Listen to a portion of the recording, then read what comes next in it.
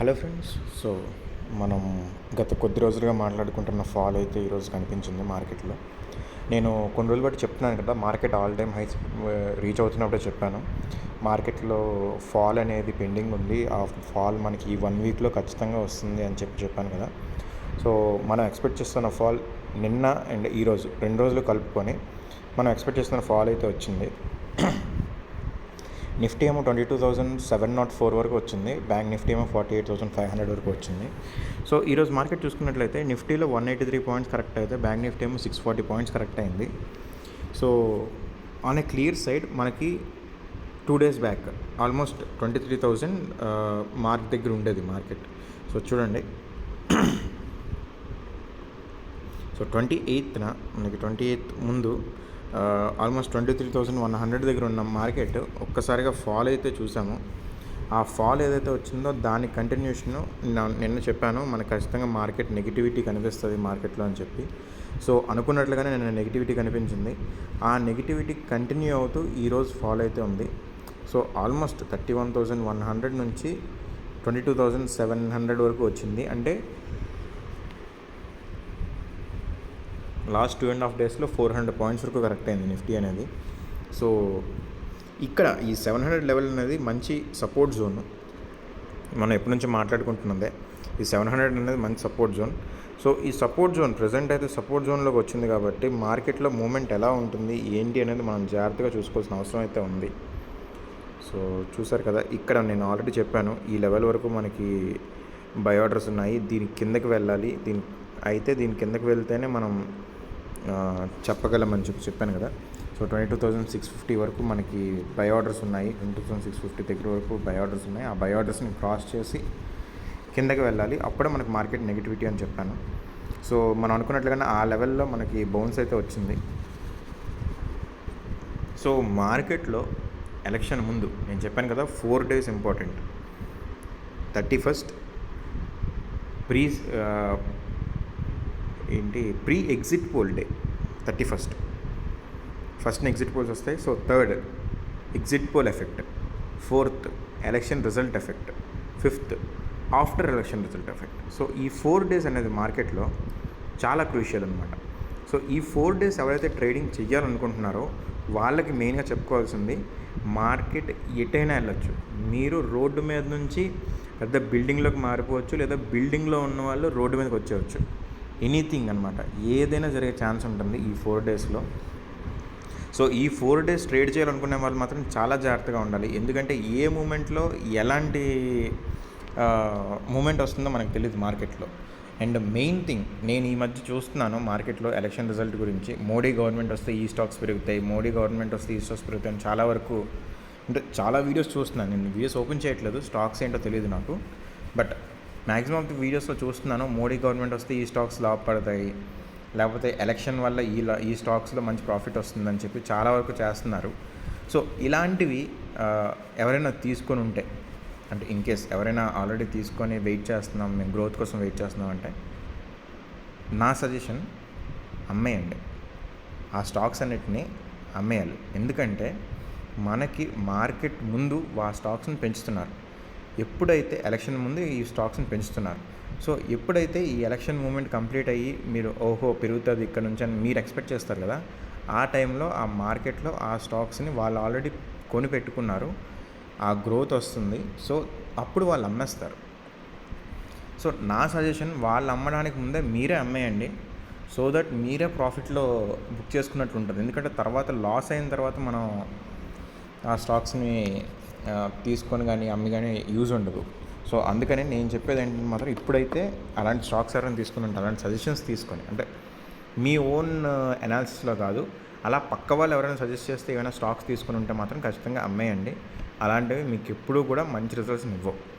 99% అలాంటివి ఫెయిల్ అవుతూనే ఉంటాయి. ఎందుకంటే అవి మనకి కాదు, ఎవరైతే ఈ ఛానల్స్ మీకు వీడియోస్ చెప్పిన వాళ్ళు ఉన్నారో, లేకపోతే పెద్ద పెద్ద కంపెనీస్ ఉన్నారో అలాంటి వాళ్ళకి ప్రాఫిట్ తప్ప మనకైతే కాదు. సో అందుకనే చెప్తున్నాను, అలాంటి స్టాక్స్ ఏమైనా తీసుకుని ఉంటే మాత్రం అమ్మేయండి. అండ్ నెక్స్ట్ 4 డేస్ మనకి election moment. So election moment కోసం రెడీగా ఉందాం.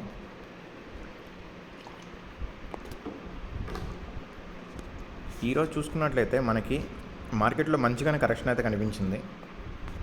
ఆల్మోస్ట్ అన్ని స్టాక్స్లో కూడా మెయిన్గా బ్యాంకింగ్ స్టాక్స్ బాగా కరెక్ట్ అవుతున్నాయి. సో ఎవరైనా అంటే ఎలక్షన్ మూమెంట్ కోసం ఎవరైనా స్టాక్స్లో ఇన్వెస్ట్ చేద్దాం, స్టాక్ ఆప్షన్స్ ఏమైనా ఇన్వెస్ట్ చేద్దామని ఎవరైనా అనుకుంటున్నారంటే మీకు మంచి ఆపర్చునిటీ అయితే మాత్రం బ్యాంకింగ్ స్టాక్స్. సో బ్యాంకింగ్ స్టాక్స్లో జూన్ మంత్ ఎక్స్పైరీ ఉన్నాయి కదా, ఆ స్టాక్స్ని ఎవరైనా తీసుకోవాలనుకుంటే ఇప్పుడు తీసుకోవచ్చు అనమాట. ఎందుకంటే మనకి ఆల్రెడీ అయిపోయింది, ఈ రేపటితో మనకి ఈ స్టాక్స్ మంత్లీ స్టాక్స్ కూడా ఎక్స్పైరీ అయిపోతాయి. బట్ ఫర్దర్గా చూసుకున్నట్లయితే మాత్రం మనకి ఎవరైనా బై చేయాలనుకునే వాళ్ళు మాత్రం ఖచ్చితంగా జూన్ మంత్ కాంట్రాక్ట్స్లోకి వెళ్ళండి. జూన్ మంత్ కాంట్రాక్ట్స్లో బ్యాంకింగ్ స్టాక్స్ని సెలెక్ట్ చేసుకోండి. అండ్ మెయిన్గా నా సజెషన్ చెప్పాలంటే ఐసిఐసిఐ బ్యాంక్ కూడా బాగా కరెక్ట్ అవుతుంది, అండ్ హెచ్డిఎఫ్సి బ్యాంక్. మేజర్గా అయితే ఈ రెండు మనకి హెవీ మూమెంట్ ఉండే స్టాక్స్. సో ఇవి మెయిన్గా కాన్సన్ట్రేట్ చేయండి. అండ్ ఇవి కాకుండా కెనరా బ్యాంక్ ఒకటి ఉంటుంది, సో కెనరా బ్యాంక్ ఒకటి, ఇలా ఈ బ్యాంకింగ్ స్టాక్స్లో మీరు మెయిన్గా కాన్సన్ట్రేట్ చేయండి. సో ఇవి పక్కన పెడితే మనకి నెక్స్ట్ వచ్చేవి ఫార్మా స్టాక్స్. ఈరోజు ఆల్రెడీ మంచిగా పెరిగాయి. ఈరోజు వచ్చిన పాజిటివ్ మూమెంట్ అంతా ఫార్మా స్టాక్స్లో వచ్చింది. సో ఫార్మా స్టాక్స్లో మంచి గ్రోత్ వచ్చింది కాబట్టి ఇప్పుడు ఇంకా అందులోకి వెళ్ళడం అనేది మంచి ఆప్షన్ అయితే కాదు. సో ఫార్మా స్టాక్స్ని ఎవరు ప్రిఫర్ చేయొద్దు ఈ టైంలో. అండ్ మేజర్గా ప్రిఫర్ చేయాల్సినవి అయితే బ్యాంకింగ్ స్టాక్స్, ఎందుకంటే గవర్నమెంట్ ఫామ్ అయిన తర్వాత ఎక్కువగా పెరిగే ఛాన్స్ ఉన్న స్టాక్స్ అనేవి బ్యాంకింగ్ స్టాక్స్. సో లేదు మేము బ్యాంకింగ్ స్టాక్స్లో మాకు ఏం చేయాలో తెలియట్లేదు అనుకున్న వాళ్ళైతే మాత్రం బ్యాంక్ నిఫ్టీని ప్రిఫర్ చేయండి. బ్యాంక్ నిఫ్టీ మనకి ఏదైతే ఉందో సో ఆల్మోస్ట్ మనకి హయ్యర్ లెవెల్స్ నుంచి 48,563 వరకు వచ్చింది. రేపు నాకు తెలిసినంత వరకు ఇంత పెద్ద ఫాల్ వచ్చింది కదా, సో స్లైట్గా మనకి పాజిటివ్ మూమెంట్ ఉండే ఛాన్స్ ఉంది రేపు. సో ఆ వోల్టైల్ సెషన్స్ అయితే రేపు కంటిన్యూ అవుతుంది. రేపు అయితే మాత్రం వోల్టైల్ సెషన్ కంటిన్యూ అవుతుంది. అండ్ రేపు వోల్టైల్ సెషన్ తర్వాత ఎల్లుండి నుంచి మార్కెట్లో ఎలక్షన్ యూఫోరియా అనేది రేపు మార్కెట్ అయిపోతుంది కదా, రేపు మార్కెట్ సెకండ్ హాఫ్ నుంచి మనకి మ్యాక్సిమం స్టార్ట్ అయిపోతుంది. సో రేపు మార్కెట్ సెకండ్ హాఫ్కి ముందే మీరు ఏమైనా పొజిషన్స్ తీసుకోవాలంటే తీసుకోవాలి. అండ్ ఆల్రెడీ ప్రీమియమ్స్ అనేవి చాలా హైలో ఉన్నాయి.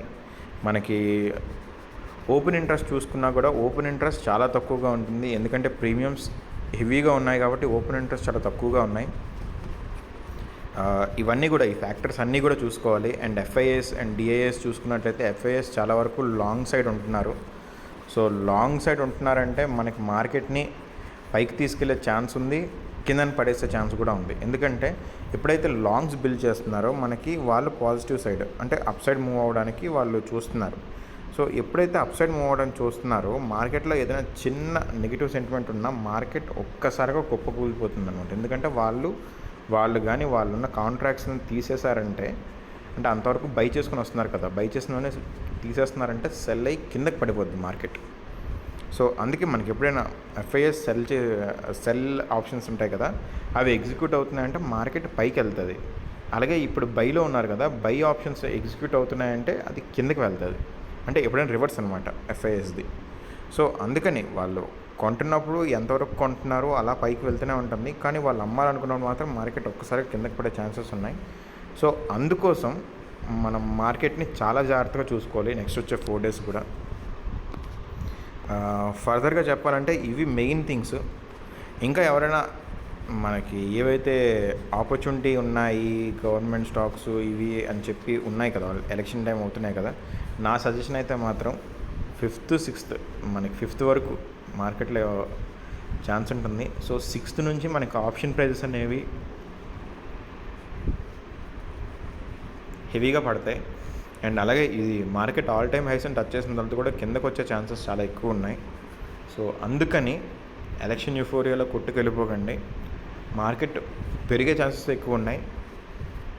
సో రిస్క్ తీసుకోవాలనుకునే వాళ్ళు నిఫ్టీ కానీ బ్యాంక్ నిఫ్టీ కానీ సిఈ తీసుకొని వెయిట్ చేయొచ్చు. బట్ ఆల్రెడీ ప్రీమియమ్స్ చాలా హైలో ఉన్నాయి, అదొక్కటే main concern.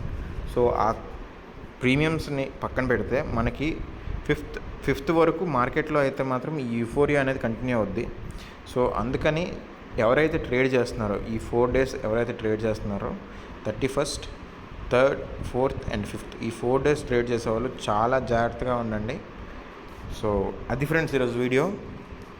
Me friends and family members అందరికీ షేర్ చేయండి, ఎలక్షన్ యూఫోరియా గురించి చెప్పండి.